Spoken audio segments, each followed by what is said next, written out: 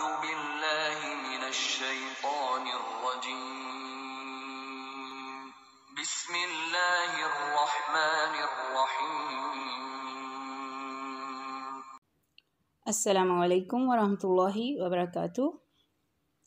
نحمده ونصلی علی رسولہ الکریم، اما بعد فاعوذ باللہ من الشیطان الرجیم، بسم اللہ الرحمن الرحیم۔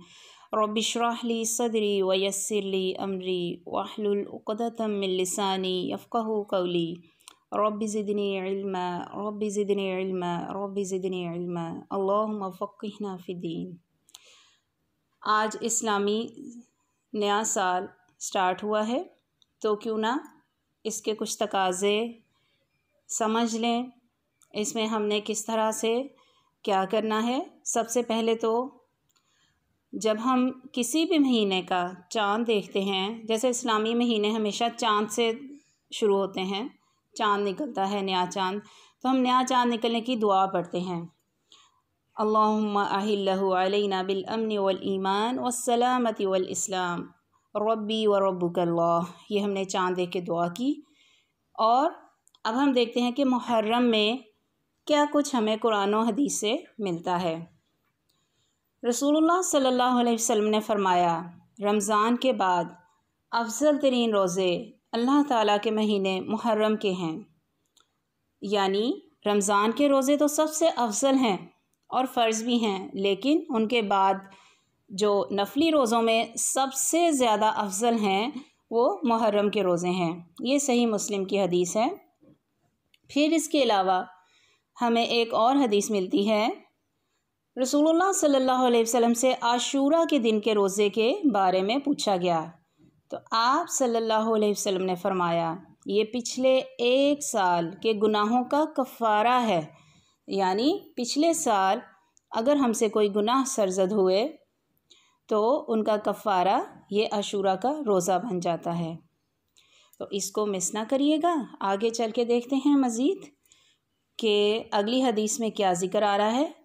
سیدہ ربیع بنت معوذ رضی اللہ عنہ کہتی ہیں کہ رمضان کے روزے کی فرضیت کے بعد بھی، یعنی جب رمضان کے روزے فرض ہو گئے اس کے بعد بھی ہم عاشورہ کے دن روزہ رکھتے اور اپنے بچوں سے بھی رکھواتے تھے۔ انہیں ہم اون کا کھلونا دیکھ کر بہلاتے، اور جب کوئی کھانے کے لیے روتا تو وہی دے دیتے، یعنی بچہ بھوک سے روتا تو اسے کھلونا دے دیتے، یہاں تک کہ افطار کا وقت آ جاتا۔ یہ صحیح بخاری کی حدیث ہے۔ یعنی اتنی اہمیت اس روزے کی رہی کہ بچوں کو بھی گھر والے روزہ رکھواتے تھے۔ جب رسول اللہ صلی اللہ علیہ وسلم مدینہ تشریف لائے تو یہود کو عاشورہ کے دن روزہ رکھتے دیکھا، تو پوچھا، تم اس دن روزہ کیوں رکھتے ہو؟ یعنی کس نے پوچھا؟ رسول اللہ صلی اللہ علیہ وسلم نے یہودیوں سے پوچھا کہ تم لوگ یوم عاشور پہ روزہ کیوں رکھتے ہو؟ انہوں نے کہا، یہ عظمت والا دن ہے، اس دن اللہ تعالیٰ نے حضرت موسیٰ اور ان کی قوم کو نجات دی۔ کس سے نجات دی تھی؟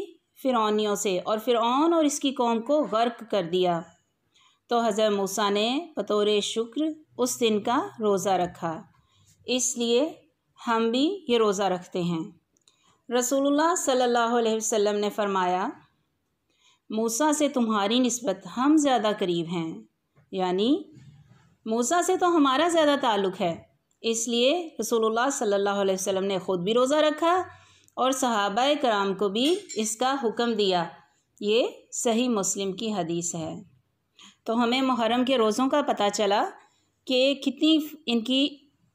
کتنے افضل روزے ہیں اور کتنی اہمیت ہے ان کی اسلام میں، کہ رمضان کے روزوں کے بعد سب سے اہم روزے محرم کے روزے ہیں۔ اب دیکھتے ہیں آگے کہ کعبہ کی حرمت اور مومن کی حرمت، اس کے بارے میں کیا ذکر ملتا ہے ہمیں۔ حضرت عبداللہ بن عمر سے روایت ہے، میں نے رسول اللہ صلی اللہ علیہ وسلم کو کعبہ شریف کا طواف کرتے دیکھا۔ آپ صلی اللہ علیہ وسلم فرما رہے تھے، اے کعبہ تو کتنا پاکیزہ ہے اور تیری خوشبو کتنی پاکیزہ ہے، تو کس قدر عظیم ہے، تیرا احترام کتنا عظیم ہے، قسم ہے اس ذات کی جس کے ہاتھ میں محمد صلی اللہ علیہ وسلم کی جان ہے، اللہ کے ہاں مومن کی حرمت تیری حرمت سے بڑھ کر ہے، یعنی اس کے مال اور جان کی حرمت، اور یہ کہ اس کے بارے میں اچھا گمان رکھیں۔ یہ سنن ابن ماجہ کی روایت ہے۔ اس میں ہم نے کیا سیکھا کہ رسول اللہ صلی اللہ علیہ وسلم کعبہ کے ارد گرد طواف فرما رہے ہیں اور فرما رہے ہیں کہ اے کعبہ تو کتنا عظیم، تیری خوشبو کتنی عظیم، تیرا احترام کتنا عظیم، لیکن اللہ کے ہاں مومن کی حرمت، مومن کی عزت تیری حرمت سے بھی زیادہ ہے، کہ مومن کے مال کی حفاظت، مومن کے جان کی حفاظت اور اس کے بارے میں اچھا گمان رکھنا، یعنی اگر ہم نے اس کے بارے میں بات کرنی ہے تو اس کو پازیٹیو بات کرنی ہے، نیگیٹو وے میں کسی کے بارے میں بات نہیں کرنی۔ پھر ہم دیکھتے ہیں آگے کہ محرم اور احترام انسانیت، یعنی محرم میں ہم احترام انسانیت کیوں کریں، اس کے بارے میں ہمیں کیا ملتا ہے، اس کے بارے میں ہمیں پتہ چلتا ہے۔ نبی کریم صلی اللہ علیہ وسلم نے مینا میں فرمایا، تم کو معلوم ہے آج کون سا دن ہے؟ لوگوں نے کہا اللہ اور اس کے رسول صلی اللہ علیہ وسلم زیادہ جانتے ہیں۔ آپ صلی اللہ علیہ وسلم نے فرمایا کہ یہ حرمت کا دن ہے۔ اور کیا یہ بھی تم کو معلوم ہے کہ یہ کون سا شہر ہے؟ لوگوں نے کہا اللہ اور اس کے رسول زیادہ جانتے ہیں۔ آپ صلی اللہ علیہ وسلم نے فرمایا یہ حرمت والا شہر ہے۔ اور کیا تم کو یہ بھی معلوم ہے کہ یہ کون سا مہینہ ہے؟ لوگوں نے کہا اللہ اور اس کے رسول زیادہ جانتے ہیں۔ آپ صلی اللہ علیہ وسلم نے فرمایا یہ حرمت کا مہینہ ہے۔ پھر فرمایا کہ اللہ تعالیٰ نے تمہارا خون، تمہارا مال اور عزت ایک دوسرے پر اس طرح حرام کر دی ہے جیسے اس دن کی حرمت اس مہینے اور اس شہر میں ہے۔ تو ہم نے اس میں سے کیا سیکھا کہ اللہ تعالیٰ نے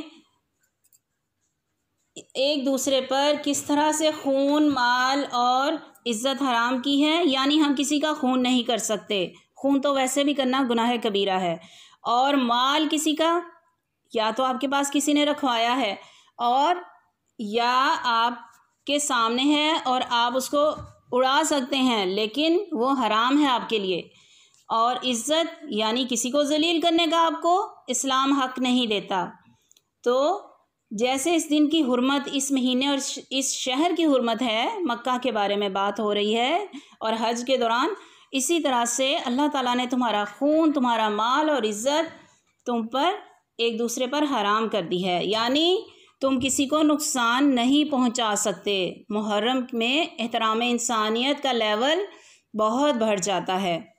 اب ہم دیکھتے ہیں کہ مسلمان کون ہوتا ہے، مومن کون ہوتا ہے۔ نبی کریم صلی اللہ علیہ وسلم نے فرمایا مسلمان وہ ہوتا ہے جس کی زبان اور ہاتھ سے دوسرے مسلمان محفوظ رہیں، یعنی مومن کون ہے؟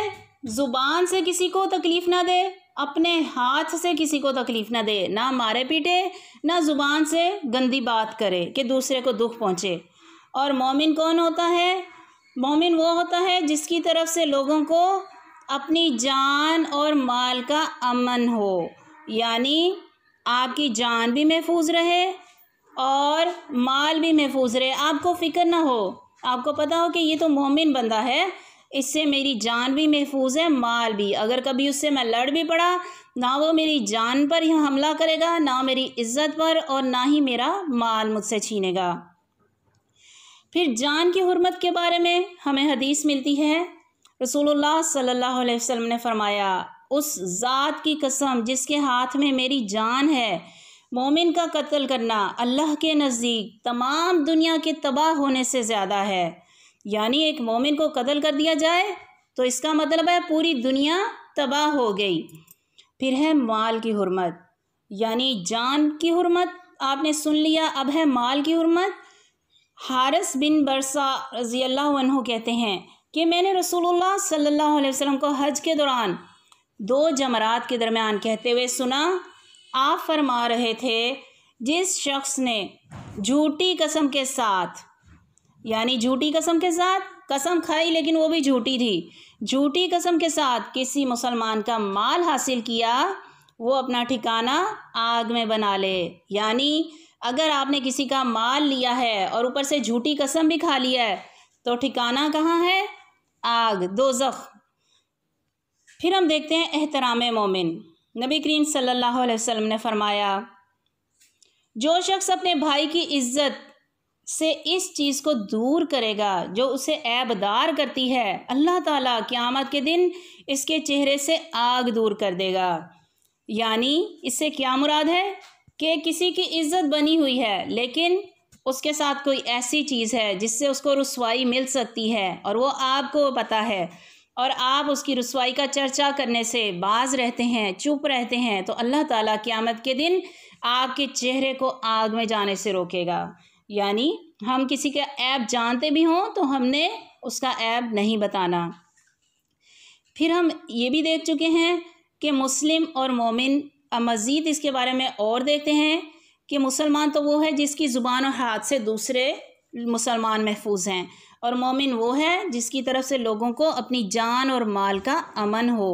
یعنی اس چیز کو ہمیں اپنے گھر میں بڑا سا لکھ کے لگا لینا چاہیے، ہر فساد کی جڑ زبان کا چلنا یا ہاتھ کا چلنا ہے۔ مومن کا بھائی ہے، یعنی اگر کوئی نہیں بھی ہے ہمارا رشتہ دار، وہ ہمارا بھائی ہے۔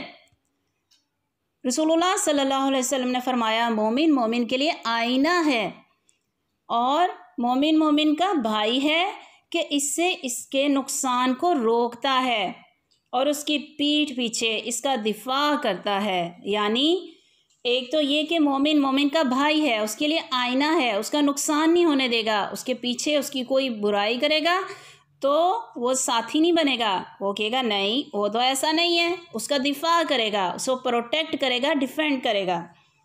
اب دیکھتے ہیں بہترین کیا ہے اور بدترین کیا ہے، دی بیسٹ کیا ہے اور دی ورسٹ کیا ہے۔ رسول اللہ صلی اللہ علیہ وسلم نے فرمایا، اللہ کے بہترین بندے وہ لوگ ہوتے ہیں کہ انہیں دیکھ کر اللہ یاد آ جائے۔ یعنی آپ نے کسی کو دیکھا اور آپ کو کون یاد آ گیا؟ اللہ یاد آ گیا، وہ اللہ کے بہترین بندے ہیں۔ اور اللہ کے بدترین بندے کون ہیں؟ سب سے برے بندے وہ ہوتے ہیں جو چغل خوری کرتے ہیں اور دوستوں کے درمیان تفریق پیدا کرتے ہیں۔ یعنی ایک تو وہ چغلیاں کرتے ہیں اور دو دوستوں کے درمیان جدائی ڈلوا دیتے ہیں، اور بے گناہ لوگوں میں عیب تلاش کرتے ہیں۔ یعنی جنہوں نے کوئی گناہ نہیں کیا ان میں بھی عیب، ان میں کمی تلاش کرتے ہیں کہ اس میں یہ عیب ہے وہ عیب ہے، تو یہ بدترین لوگوں کی ڈیفینیشن ہے۔ تو یہ ایسی احادیث ہیں کہ ہم گھر میں ان کو ہم لگا لیں کہیں بورڈ کے اوپر تو ہمارے لیے ریمائنڈر کے لیے کافی ہیں۔ بہت سارے علاقے ویران ہو جاتے ہیں، ان کی کیا وجہ ہوتی ہے؟ رسول اللہ صلی اللہ علیہ وسلم نے فرمایا، ظلم اور قطع رحمی۔ ظلم تو آپ کو پتہ ہے کہ کسی کا حق نہ دینا اور اس پہ ظلم کر دینا، اور قطع رحمی یعنی رشتہ داری کاٹ دینا کی نسبت کوئی ایسا جرم نہیں ہے کہ جس کی سزا جلدی دی جاتی ہو۔ اور جھوٹی قسم تو علاقوں کو ویران کر دیتی ہے۔ یعنی ہمیں کیا پتہ چل رہا ہے کہ ظلم کرنے پہ اور قطع رحمی کرنے پہ سزا فوراً ملتی ہے، اور جو جھوٹی قسم کھاتا ہے اس سے علاقے ویران ہو جاتے ہیں۔ تو ہمیں علاقوں کی ویرانی کی وجہ معلوم ہوئی۔ اب دیکھتے ہیں کہ قطع رحمی، رشتہ داروں سے تعلق کاٹنا، وہ بھی منع ہے۔ کیوں؟ رسول اللہ صلی اللہ علیہ وسلم نے فرمایا، بنی آدم کے اعمال ہر جمعرات کو پیش کیے جاتے ہیں، ایوری تھرسڈے، اور کسی قطع رحمی کرنے والے کے اعمال قبول نہیں کیے جاتے۔ یعنی کوئی بھی ایسا بندہ جس نے اپنے رشتہ داروں سے تعلق توڑا ہوا ہے فار اینی ریزن، اس کے اعمال قبول نہیں کیے جاتے۔ جو جمعرات کو اعمال پیش کیے جاتے ہیں اس کے کتنے بھی اچھے کام ہوں ایکسیپٹ نہیں ہوں گے، وجہ اس نے رشتہ داروں سے تعلق توڑا ہوا ہے۔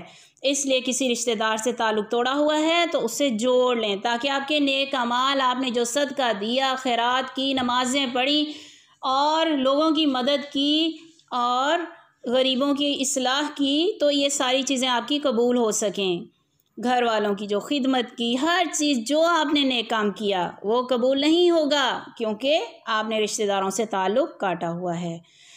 پھر ظلم کے بارے میں ہمیں پتہ چلتا ہے کہ ظلم حرام ہے۔ نبی کریم صلی اللہ علیہ وسلم نے فرمایا، اے میرے بندو، یعنی اللہ تعالیٰ فرماتا ہے، اللہ عز و جل نے فرمایا، اے میرے بندو، میں نے اپنے اوپر ظلم کو حرام قرار دیا ہے اور میں نے تمہارے درمیان بھی ظلم کو حرام قرار دیا ہے، تو تم ایک دوسرے پر ظلم نہ کرو۔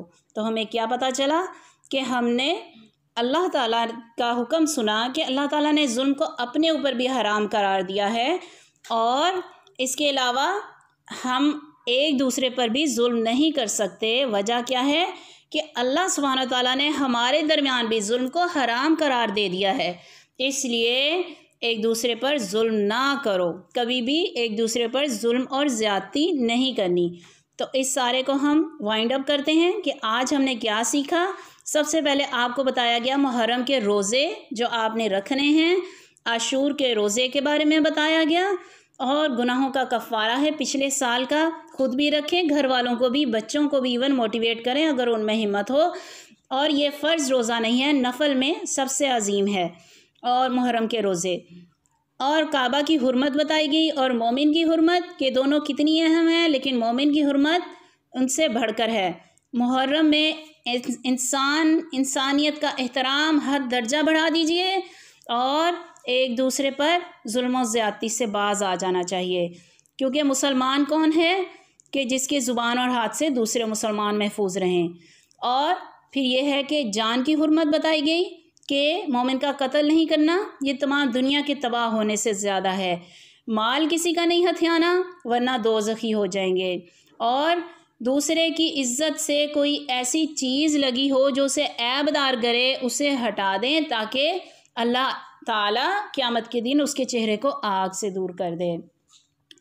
اور اس کے علاوہ ہم نے دیکھا کہ مومن کا بھائی ہے، آئینہ ہے، اس کے نقصان کو روکتا ہے، اس کے پیچھے اس کا دفاع کرتا ہے، اور ہم اپنے معاشرے میں دیکھتے ہیں کہ ہم پیچھے بیٹھ کے ہی دوسرے کے بارے میں عیب جوئی کرتے ہیں۔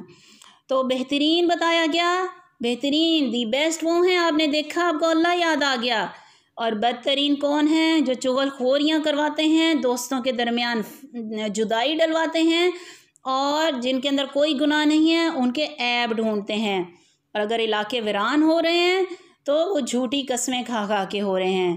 اور قطع رحمی، یعنی آپ نے رشتہ داروں سے تعلق کاٹے ہوئے ہیں، تو جو ہر جمعرات کو اعمال پیش ہو رہے ہیں انسانوں کے، جو رشتہ داروں سے تعلق کاٹ کے رہ رہا ہے اس کا کوئی عمل قبول نہیں ہو رہا۔ اور ظلم اپنے اوپر بھی نہیں کرنا، اور کسی بھی اللہ کی مخلوق پہ، کسی جانور پہ بھی آپ ظلم نہیں کر سکتے، کیونکہ ظلم کو اللہ سبحانہ تعالیٰ نے حرام قرار دیا ہے، تو کسی کے اوپر بھی ظلم نہ کیا جائے۔ وآخر دعوانا الحمد للہ رب العالمین، سبحانک اللہم وبحمدک، اشہد ان لا الہ الا انت، استغفرک واتوب الیک۔ السلام علیکم ورحمۃ اللہ وبرکاتہ۔